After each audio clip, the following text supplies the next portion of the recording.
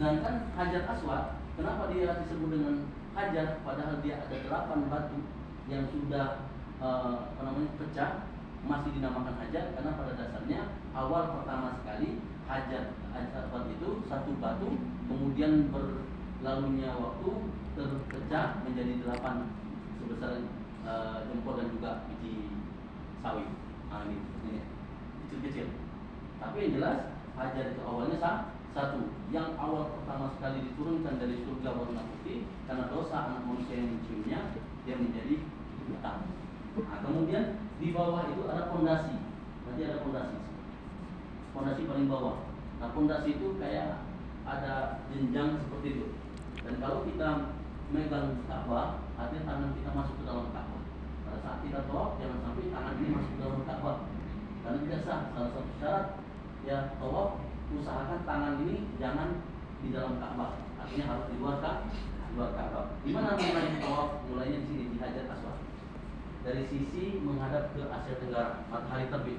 Jadi kalau misalnya kita berada di sini pagi itu terhalang dengan sinar matahari, terhalang oleh apa? Oleh bangunan, sinar mataharinya di sana, kira-kira begitu. Ketika kita mulai di sini, usahakan boleh disunahkan dada ini menghadap ke Ka'bah. Tapi dikhawatirkan kalau dada menghadap ke Ka'bah, Bismillahirrahmanirrahim, pegang Hajar Aswad, kemudian kita tergeser ke sana, berarti kita sudah melangkah.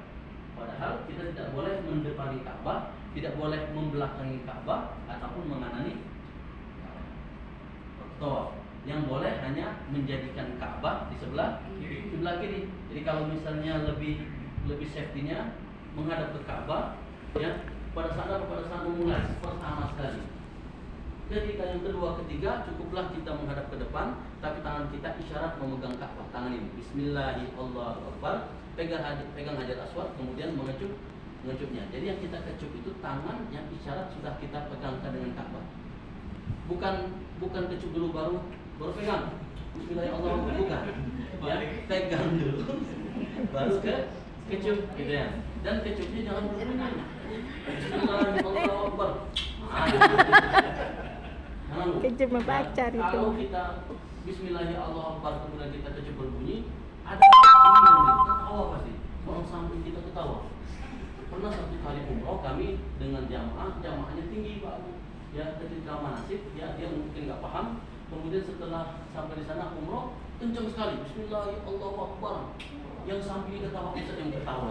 Lama ketawa ininya. Lucu gitu ya. Konsepnya bukan tadi cuma simbol saja, kayak kita mengecup batu. Bukan pegangnya kan? Bukan dipegangnya. Bukan, isyarat saja dengan hati kita. Ya, kayak kita ngecup batu bunyi nggak? Kan nggak bunyi.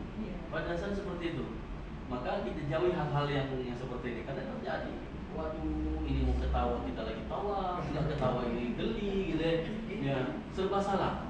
Selama 7 putaran selama itu pula teringat terus.